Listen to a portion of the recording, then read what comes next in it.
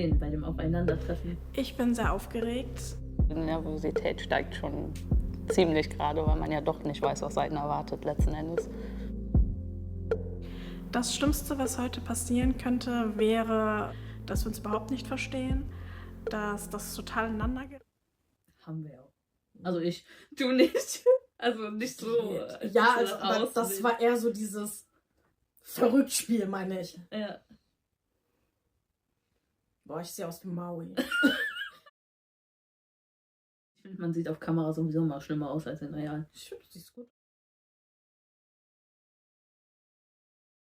Du siehst gut aus. Danke.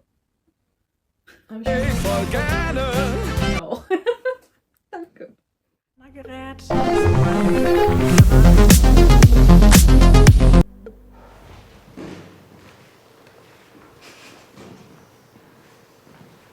Hi. Hi.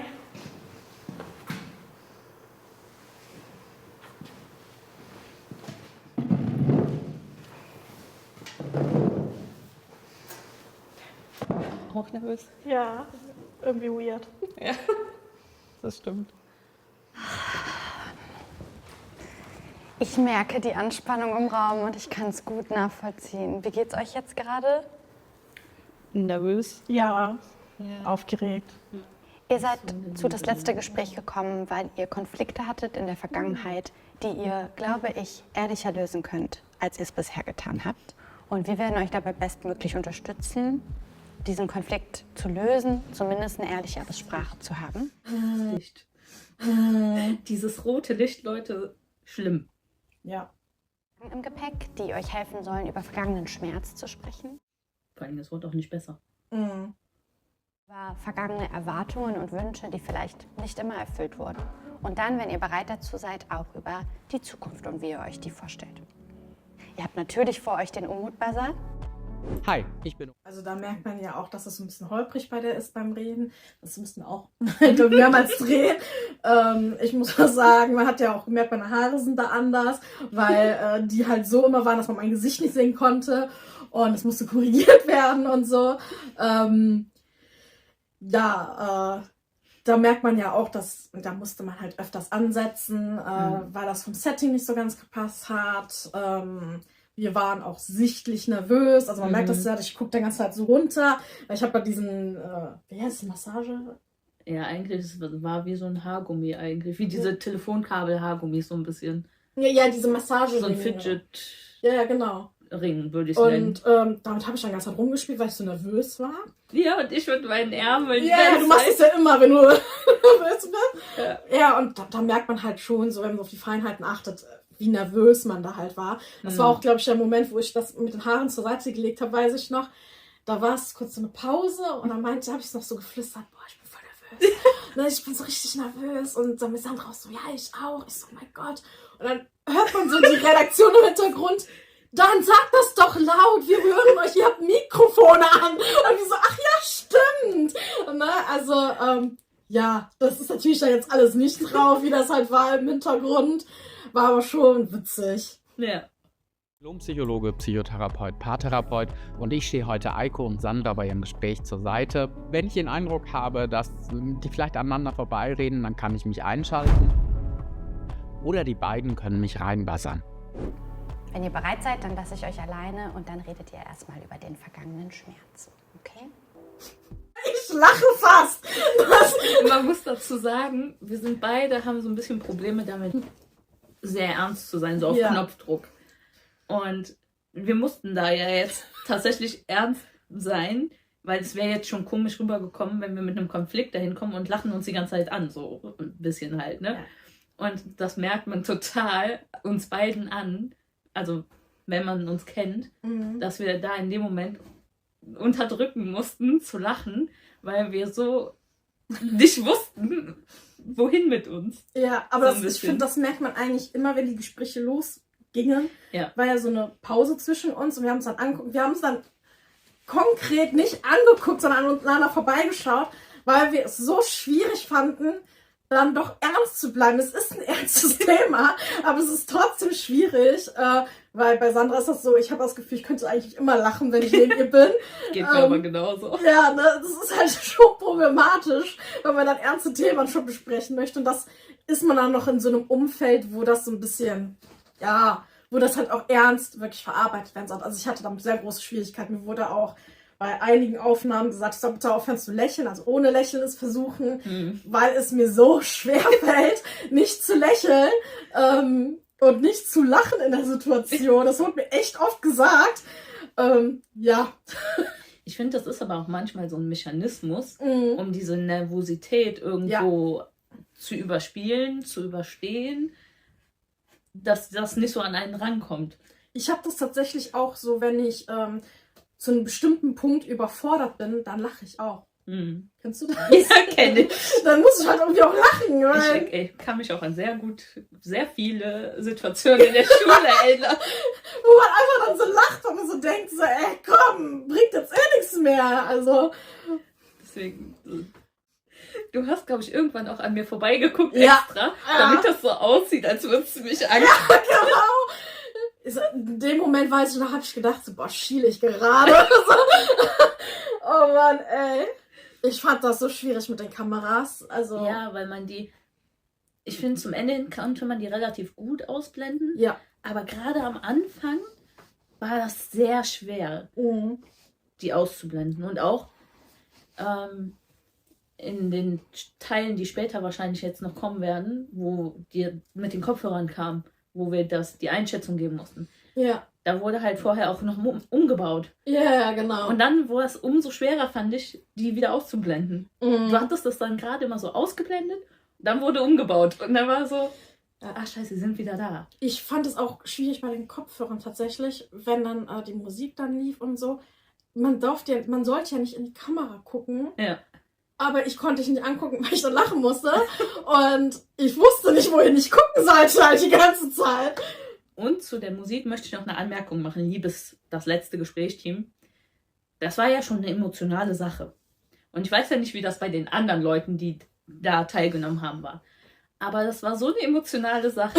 Und dann lief da auch noch so richtig emotionale Musik. So Schnulze, ne? Ja, nee, teilweise auch so wirklich so melodramatisch tatsächlich. Ja. So, wo du gefühlt am liebsten direkt mitgeheult hättest auch noch. Was das Ganze jetzt nicht, also für mich persönlich, nicht gerade besser gemacht hat. Also vielleicht könntet ihr da so ein bisschen einen anderen Musikgeschmack vielleicht wählen. Ja, also nicht ganz so traurig, aber auch nicht so ganz so Instrumental fröhlich. vielleicht. Ja, so Fahrstuhlmusik. Ja, sowas. Und wir beiden schauen uns das von hier aus dem Backstage aus an. Eiko, wie hast du dich gefühlt, als Sandra reagiert hat auf den Übergriff, den du ihr mitgeteilt hast? In erster Linie habe ich mich sehr geschämt, alleine überhaupt diesen Übergriff gehabt zu haben. Die Reaktion dazu, hatte ich das Gefühl, hat das ein bisschen verstärkt. Und es hat mir ein bisschen den Boden unter den Füßen weggezogen. Also ich habe schon erwartet, dass es quasi diese Gefühle ausgelöst hat. Ich habe das Gefühl, ich wurde ja immer als taffe Person wahrgenommen und allgemein die Resonanz war dann irgendwie, mir hätte sowas nicht passieren dürfen. Das ist auch eine Frage, die mich auch sehr beschäftigt hat. Und ich denke halt, dass gerade weil ich halt immer so ein bisschen tougher rüberkam, die Scham noch mal größer war, dass mir das passiert ist. Inwiefern hast du dann die Schuld bei dir selber gesucht?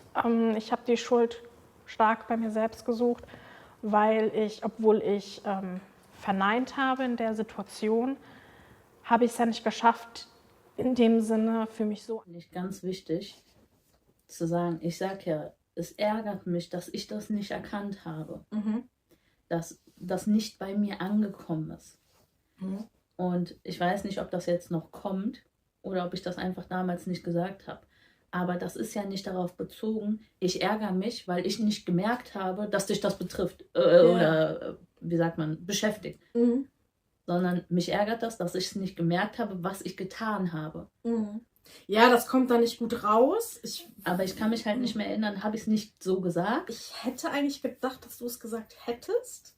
So kann ich mich eigentlich erinnern. Aber ich weiß jetzt halt auch nicht. Es könnte auch wieder am Schnitt liegen oder halt du hast es nicht gesagt. Für mich war das halt so selbstverständlich, dass das klar war. Also ich glaube, das ist halt auch so eine Sache, weil wir kennen uns halt so gut, dass wenn ich gewisse Sachen nicht sage, weißt du trotzdem, was ich meine. Ja. Und daran kann es halt auch jetzt liegen, ne? Ja. Aber finde ich gut, dass du das halt ansprichst, weil ich glaube, das kann man halt auch falsch verstehen. Ja. Und das verstehe ich auch dann, dadurch kann man dann auch die Kritik, also wie gesagt, ich habe ja schon so ein bisschen die Kritik gelesen, kann ich nachvollziehen. Weil, wie du schon gesagt hast, ich habe das so formuliert jetzt und für dich war klar, du wusstest, dass ich meine, mich ärgert das, dass dieser Schmerz, was ich dir angetan habe, nicht bei mir realisiert worden ist. Und dass das nicht bei mir angekommen ist, dass ich es nicht selber gemerkt habe. Aber natürlich Leute, die mich nicht so gut kennen, Ja, wie woher du, sollen die es wissen? ne? Woher sollen die wissen, dass ich das meine? Das stimmt schon. Also da kann man auch keinem, wie sagt man, einen Vorwurf machen. Ne? Also das stimmt schon, da haben die Leute recht. Das geht da halt wirklich nicht raus hervor. Ja gut, aber man muss auch sagen, man kann es auch hinterfragen. Also man muss jetzt nicht davon ausgehen, dass das gezielt gemeint ist. Man kann es so verstehen, muss es aber halt auch nicht. Ne? Also es ist halt so die Frage, denke ich, wie wohlgesinnt ist dann ein Mensch, wie er das verstehen möchte. Dass das durchgesetzt wird. Und diese Akzeptanz, dass das einfach jedem passieren kann, das musste ich halt wirklich lernen. Und das war halt wirklich ein Kampf, dass ich das akzeptieren musste, dass mir das passiert ist. Es ist halt schwer, das zu hören, ne? Einfach weil irgendwo kann ich es vollkommen nachvollziehen. Andererseits ärgert es mich einfach, dass ich das nicht bemerkte. Also, dass das einfach nicht angekommen ist, so bei mir, dass das für mich nicht so ersichtlich war. Das ist für mich halt gerade so ein bisschen frustrierend. Ich weiß auch, dass ich da speziell bin, dass man mir das nur schwer ansieht, wenn was passiert ist. Versucht doch einmal abzugleichen, beide auch gerne, an was ihr euch erinnert. Es war vor 4 Jahren. Einiges, ne? Das ist ein riesengroßer, also wow. Also ich finde, das merkt man sogar im Schnitt, weil das so abrupt ist. Ja. Und das gleich auf dich über. Ich habe ja vieles dazwischen gesagt. Ich habe auch vieles gesagt dazwischen, wie dass ich auch eigentlich weiß, dass du das nicht so gemeint hast, aber dass der Schmerz ja trotzdem da ist. Ja, ne? und der berechtigt ist. Und also da fehlt ein großes Stück von dem, was ich sage, auch von dem, was du gesagt hast, daraufhin, weil ich meine, du hast auch direkt gesagt, so ja, hey, kann ich mal verstehen, dass du verletzt warst davon. Das ist jetzt hier gar nicht drin, das finde ich gerade ein bisschen krass. Ich weiß jetzt nicht, ob es danach nochmal kommt, aber ich finde, da war sehr viel, worüber wir noch geredet haben. Also wie das genau entstanden ist, wie ich mich gefühlt habe in der Situation, war, glaube ich, ne? Wo ich dann halt auch erklärt habe, dass ich auch sehr verletzt war. Es war eine vertraute Person, die mir das angetan hat. Ja. Einer meiner engsten Vertrautesten, einer meiner engsten Vertrautesten und dass mich das dadurch halt auch noch mal mehr getroffen hat. Ne? Das ist einfach so, ja, und da fehlt jetzt sehr viel, muss man sagen. Also, finde ich schon, ist schon eine Menge, würde ich sagen, oder? Also, man muss jetzt dazu sagen, das ist jetzt schon ein paar Monate her, ja, tatsächlich, dass wir da auch uns nicht mehr 1:1 wirklich, ja, also wirklich Sekunde für Sekunde daran erinnern können. Aber ich bin auch der Meinung, dass da ein paar wichtige Aspekte ein bisschen verloren gegangen sind, weil sie einfach nicht drin sind. Ja. Weil ich meine, mich auch daran erinnern zu können, dass ich vollkommen nachvollziehen kann, dass du dich geschämt hast und dass du auch frustriert warst und auch wütend ja auch irgendwo und hilflos, weil es mir wahrscheinlich nicht anders ergehen würde. Das ist da gar nicht drin. Und da kommt halt direkt dieser Cut. Dieser Cut und dann dieses ja, ich habe mir zwar Zeit dafür genommen, aber... Ja, so. Und das kam viel, viel, viel später, an einem ganz anderen Zeitpunkt. Also wir sind dann, also ich glaube, ich habe dann so einen Übergang geschaffen von dem Thema her und dann bist du halt drauf eingestiegen mit, ich habe mir das halt, also ich habe dann nochmal über die Nachrichten geredet, ich weiß nicht mal genau, wie es war und daraufhin kam, ich habe mir halt das durchgelesen, aber es kam halt jetzt nicht so abrupt, ne, also so reden wir nicht normalerweise. Wir haben so ungefähr eine Struktur, wenn wir reden. In der Regel ja. In der Regel ja. Vielleicht kommt das ja jetzt noch. Ja. Ich erinnere mich daran, dass ich eine Nachricht nach dem Übergriff geschrieben habe und du hast mir dann daraufhin eine Nachricht geschickt, wo aber mir halt, ja, ich sage jetzt mal Schuldzuweisungen drin waren, wie an deiner Stelle hätte ich dies und jenes getan, ich hätte an deiner Stelle, das sind halt so Situationen, wenn man in dieser Situation ist es sehr schwer, wirklich besonnen und sachlich zu reagieren. Und ich weiß natürlich, was man hätte theoretisch gesehen tun können, tun müssen. Ich habe mir zwar Zeit genommen dafür, weil für mich ist das halt auch einfach, gehört das mit zu einer Freundschaft dazu. Andererseits, glaube ich, habe ich mir aber nicht genügend Zeit genommen, das wirklich mit Abstand zu betrachten. Ich glaube, ich hatte in dem Moment einfach auch eine Phase, wo es mir selber nicht so gut ging und dementsprechend sich das dann vermischt hat und ich deswegen auch dann anders geantwortet habe oder auch geschrieben habe, wie ich es normalerweise tun würde. Wie Umut da schon guckt. Ich glaube auch, dass ich einfach nicht darüber nachgedacht habe, was das in einer anderen Person auslöst und dass das wirklich auch vielleicht unterschwellig oder auch direkt als Vorwurf rüberkam. Du warst ja nicht die einzige Person. Das war ja für mich, es war ja sehr viele Personen haben so reagiert in unserem Freundeskreis. Bei dir habe ich natürlich eine andere Erwartungshaltung, einfach weil wir uns so lange kennen und ich natürlich auch weiß, dass es eigentlich möglich sein sollte, das anzusprechen, wozu ich aber selber emotional bei dir tatsächlich ist mir sehr schwierig fiel. Sandra, welche Gefühle hattest du, als Aiko dir davon erzählte?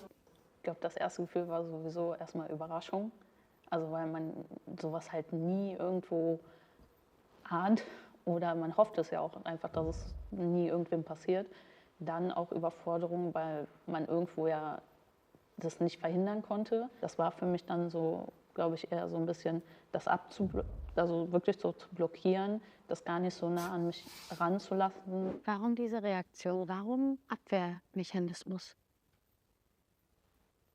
Manchmal kann man vielleicht auch schlecht die Gefühle aushalten oder das Schlechte, was passiert. Nee, Und das möchte war es das nicht. irgendwie. War nicht, dass ich das nicht aushalten kann. Mhm.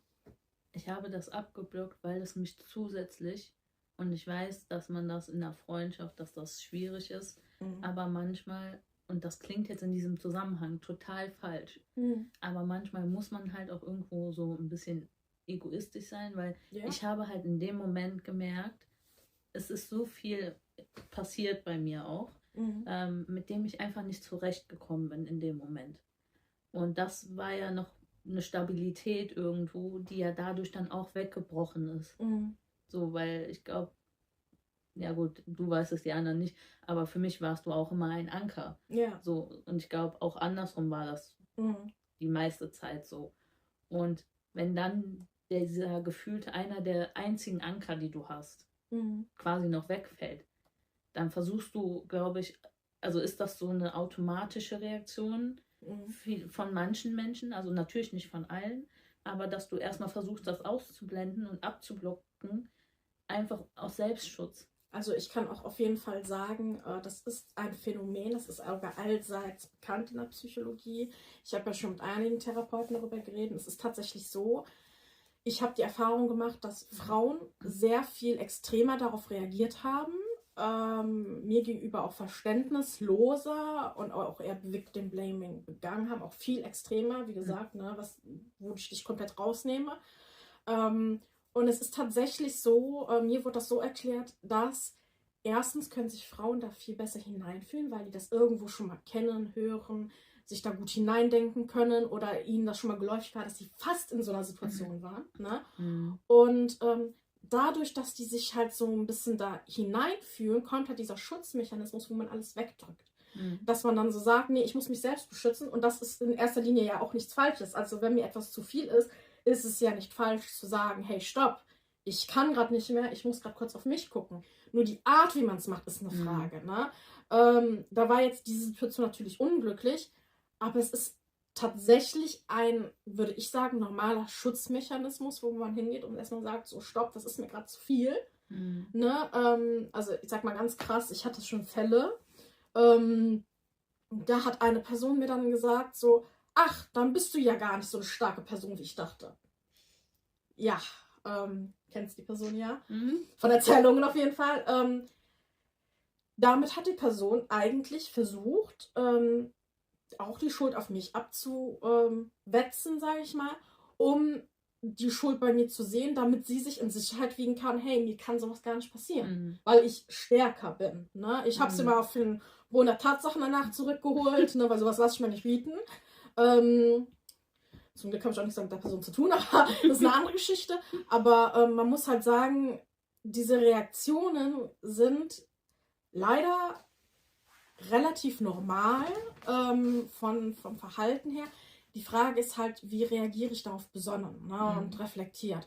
Also man kann ja sagen, hey, das ist mir gerade zu viel, tut mir leid, ich weiß, du brauchst gerade meine Unterstützung, aber ich kann das gerade nicht. Das ist total legitim. Genau, und das ist halt nicht passiert. Genau, und das hätte ich mir vielleicht in dem Moment gewünscht. Und das finde ich auch, es ist aber auch in Ordnung, dass das jetzt nicht passiert ist. Aber es gibt halt, was ich jetzt gerade mit der anderen damaligen Freundin beschreiben wollte, ist, es gibt halt diese extremen Situationen, das machen halt Menschen, um sich zu distanzieren, damit sie halt sagen können, boah, nee, das kann nicht passieren, ne? Mir wird sowas niemals passieren, genauso wie Leute denken, True Crime ist total beliebt und man hat mal eine Umfrage gemacht und es kam raus, dass viele gesagt haben, sie wollen wissen, wie sie dem vorbeugen können. Ich glaube nicht, dass du dem vorbeugen kannst, 100%. Weil wenn ein Serienkiller dich fixiert hat, glaubst du nicht, dass du den jetzt Fallen stellen kannst und dich dann schützen kannst davor. Also ist halt mit Vorsicht zu genießen, so eine Denkweise, finde ich. Ist halt immer die Frage, was man daraus macht am Ende, ne, des Tages. Ja. Aber an sich ist halt dieses Abblockieren erstmal was ganz Normales. Also wir können quasi sagen, wir sind beide der Meinung, dass diese Reaktion erstmal was Normales ist, dass die Art und Weise, aber wie es kommuniziert worden ist, von mir aus, einfach falsch war. Und da brauchen wir auch, glaube ich, nicht drüber diskutieren. Darüber sind wir uns ganz einig. Und wir wissen auch, also ich habe mich auch im Nachhinein noch entschuldigt dafür. Ja. Das sieht man natürlich in dem Video auch nicht. Wie auch, weil es halt nicht vor Ort passiert ist. Ja. So in dem Wortlaut zumindest nicht. Und das wollte ich einfach nur mal festhalten. Also wir sind da einer Meinung. Ne? Und wir wissen beide, und das tut mir auch leid und das weiß sie aber auch, und da haben wir auch nochmal drüber gesprochen, dass mir das leid tut, wie ich das kommuniziert habe. Ja. Dass ich eben nicht hingegangen bin und gesagt habe, ich weiß, du brauchst das gerade, du brauchst mich gerade, aber ich kann nicht. Ja. Und auch hier ein Disclaimer an andere. Wenn ihr mit Situationen überfordert seid oder nicht wisst, was ihr sagen sollt, im Notfall sagt lieber, hey, ich kann das nicht oder ich weiß gerade nicht, was ich sagen soll. Das könnt ihr auch sagen. Ihr könnt sagen, ich weiß nicht, was ich sagen soll, ich weiß nicht, wie ich dir helfen kann. Vielleicht weißt du es, kannst du mir einen Hinweis geben oder irgendwie sowas. Sagt lieber sowas, anstatt irgendwas zu sagen schon mal. Und lernt aus meinem Fehler. Ja, und vor allen Dingen sagt lieber sowas oder im Notfall sogar gar nichts, anstatt was Falsches zu sagen. Ne, also wie gesagt, Sandra ist kein Extrembeispiel, aber ich habe so heftige Sachen an den Kopf geworfen bekommen. Ich habe mich mit vielen anderen Betroffenen auseinandergesetzt und da waren so viele geschockt, dass die gesagt haben, ey, was hattest du denn da für ein Umfeld? Ja, aber das waren noch Personen, die haben sich genau wegen solchen Reaktionen nicht getraut zu äußern. Und ich habe wirklich krasse Sachen an den Kopf geworfen bekommen. Da war ja auch die Frage, ob ich mit denen so ein letztes Gespräch führen wollte, wo ich gesagt habe, so, nee, das wird das allerletzte Gespräch für die gewesen sein. Aber gut, deswegen, da sind wir wirklich einer Meinung, denke ich. Das Schwierige für mich ist, dieses Thema anzusprechen, zumal ich natürlich auch immer die Befürchtung habe, es könnte noch schlimmer werden zwischen uns. Das tut mir halt schon weh, weil das für mich bedeutet, so als Freundin auch irgendwo zu versagen. Man schämt sich einfach dafür, so so ohne drüber nachzudenken, irgendwas von sich gegeben zu haben, das gibt es für mich keine Entschuldigung für. Also, dass ich auch einer von diesen Personen war, der gesagt hat, so, das kann dir gar nicht passieren, weil du bist eben keiner, der alles mit sich machen lässt, sondern du warst immer jemand, der für sich eingestanden hat, der... Entschuldigt dafür, dass ich einer der Personen war, die das gesagt haben? Mhm. Okay. Weil das ist nämlich was in den Kommentaren viel diskutiert worden ist, dass ich mich nicht für mein Verhalten entschuldigt habe. Ja, dann haben die Leute nicht richtig geguckt. Deswegen muss ich ehrlich wollte ich jetzt von dir das einfach nur hören, fasse ich das nur so auf, dass ich mich da gerade für das das so verstanden. Verhalten entschuldigt habe, oder siehst du das auch so? Also ich glaube, das war jetzt schon sogar das zweite Mal. Also, und dann machst du es dann später nochmal. Also, wie oft willst du dich noch bei mir entschuldigen? Also, dazu kommen wir gleich nochmal. Ich glaube, das ist dieser Punkt, wo ich weiß, dass Unmut auf jeden Fall kritisiert worden ist. Da möchte ich gerne dann mal noch einen Cut machen. Ich weiß nur, dass es diesen Punkt gab. Wie gesagt, wir haben uns das nicht angeguckt, aber Unmut hatte schon mit mir geredet darüber. Dazu kann ich halt auch nochmal was sagen, da kommen wir nochmal drauf. Eigentlich Grenzen ziehen kann und so, und das war für mich dann so nicht greifbar. Für mich passte das einfach nicht zusammen. Ich finde es schwierig einzuschätzen, wenn Leute sagen, du wirkst halt tough, du wirkst halt stark, deswegen kann dir das nicht passieren, was natürlich eine Fehleinschätzung ist, weil es kann alles jedem passieren. Ich habe dann halt das Gefühl, man hat auch die Verantwortung dafür, dass dieses Bild aufrechterhalten werden muss, weil man diesem Bild entsprechen möchte. Irgendwie kommen mir die Rollen vertauscht vor. Also ich würde erwarten, dass Aiko emotionaler ist und Sandra rationaler. Nee. Der ist so direkt so, beide verloren. Aber so das Beste war, irgendwie kommt mir das vor, dass die Rollen vertauscht sind. Und dann überlegt er, was er sagen will, und einfach, nee. So nicht. Finde ich sehr sympathisch übrigens. Einfach so, nein, falsch. Und ganz random Fakt, aber da kommt ja immer dieses rote Licht. Beim ersten Mal haben wir uns so erschrocken, weil das auch so grell wurde. Und das wird auch von Mal zu Mal, weil das kommt ja auch noch öfter vor, nicht besser. Vor allen Dingen, ich hatte da mit den Augen auch manchmal echt so ein Flackern, ne? Und bei dir hat man das manchmal voll gesehen, du so... Ja, weil das war sehr intensiv tatsächlich. Das war wirklich krass. Also. Und man darf auch nicht vergessen, der Hintergrund ist weiß. Ja, das hat schon macht das nochmal stärker. So. Ja. Also, ja, war schon eine komische Umgebung. Also, man hat sehr klinisch, fand ich auch, ne? Ja. Bisschen krankenhausmäßig.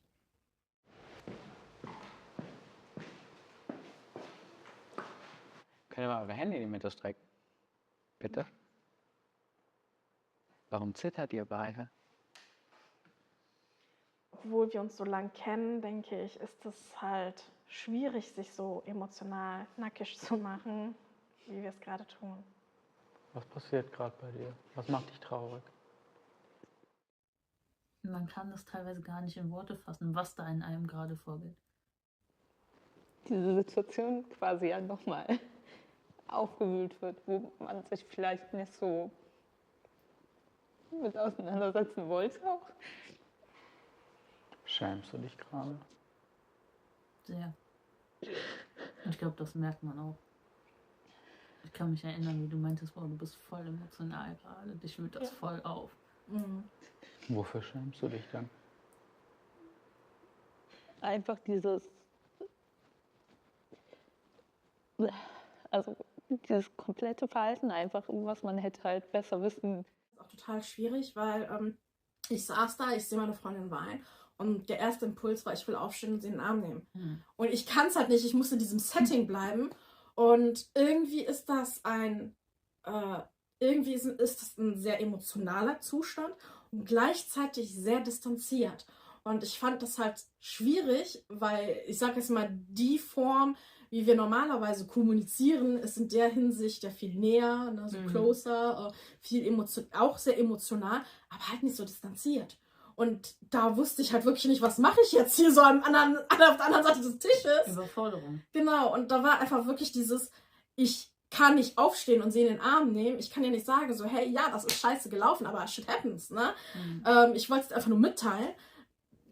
Das fand ich halt auch schwierig, tatsächlich. Weil, ist halt einfach die Situation natürlich ein bisschen verschuldet. Finde es aber halt in einem privaten Gespräch, also nur unter uns, wäre das Gespräch nicht so distanziert, finde ich. Nur wäre es nicht so distanziert abgelaufen. Müssen. Das ist total spannend, dieses Gespräch läuft nämlich komplett anders, als ich es erwartet hätte. Das meinst du, dann lachst du! Ja, weil weißt du warum? Weil das hat mich ja wirklich emotional aufgewühlt. Und ich muss auch jetzt teilweise gucken, dass ich nicht wieder anfange zu heulen halt, ne? Und ich habe auch richtig so ein Kloß hier sitzen, ne? Aber ich weiß noch, wir haben uns angeguckt und ich glaube, also zumindest meiner Meinung nach, haben wir uns beide angeguckt und wir wussten beide, dass die andere gerade denkt, was will der von uns? So, also wir wussten nicht, was will er uns damit sagen. Ne? Vor allen Dingen, es war halt auch, wir haben die ganze Zeit unsere Blicke versucht so Zu interpretieren. Ja, und auch ein bisschen so zu meiden, ne? Ja. Und genau in dem Moment prallen die aufeinander. Wir beide müssen einfach instant lachen, egal in welcher Situation wir sind. Und das wird halt voll komisch, finde ich. Weil Umut sitzt dazwischen, versucht gerade so abzuarbeiten. Und wir sitzen da und fangen an zu lachen und versuchen beide das zu unterdrücken. Aber ich finde bei dir einfach dieses Gemischte, ich weine, jetzt fange ich an zu lachen und dann kommen weiter Tränen. Das ist so Hammer, ey. Ich glaube, wir haben es Umut auch nicht ganz einfach gemacht, Ja. muss ich ehrlich sagen. Also ich glaube, der hatte wirklich, Da dachte ich so, was mit denen los? er hat wahrscheinlich noch nie so bekloppte Menschen wie uns gesehen. Obwohl, warte, man muss ja vorsichtig sein mit dem, was man sagt. Also ich glaube, wir sind schon ein bisschen speziell. Ja, das glaube ich auch. Und ich glaube, deswegen haben wir es ihm auch nicht so leicht gemacht. Du, das klingt, als hätten wir das so extra gemacht. So, wir werden uns jetzt heute extra ihm schwer machen, damit er Schwierigkeiten hat, seinen Job zu machen. Also das haben wir uns nicht vorgenommen. Aber ich glaube einfach, ja, dadurch, dass wir uns halt eigentlich 20 Jahre jetzt kennen, Ja, boah. 20 Jahre, ist das auch schwer, so als Außenstehender, selbst ein Therapeut, also wirklich Ja. jemand, ein Fachmann in dem Ja. Sinne. Ich glaube, dass das trotzdem für die Person dann schwer ist, das einzuschätzen, weil er uns ja auch vorher noch nie gesehen. Ja, ja. Er hat ja mit uns vorher auch nicht wirklich... Hat er mit dir vorher gesprochen? Ganz kurz, ja. Bei mir nur kurz vorher, als ich Ja, ja, wenn Da- man reinkommt. wenn man dann, reinkommt, Dann müssen genau. wir mit allen reden, wie die Befindlichkeiten sind und so. Genau, aber das heißt, für ihn waren wir ja auch wildfremde Personen, ne? So, Ja. deswegen kann ich verstehen, dass er da das jetzt auch so betitelt, so, dass das spannend verläuft für ihn. Ja. Nee. Aber war es für uns ja auch. Ja, ja, also. Du bist Kopf und ich bin Herz, alles Ja. klar. Und zusammen ergeben wir Schmerz. Herz.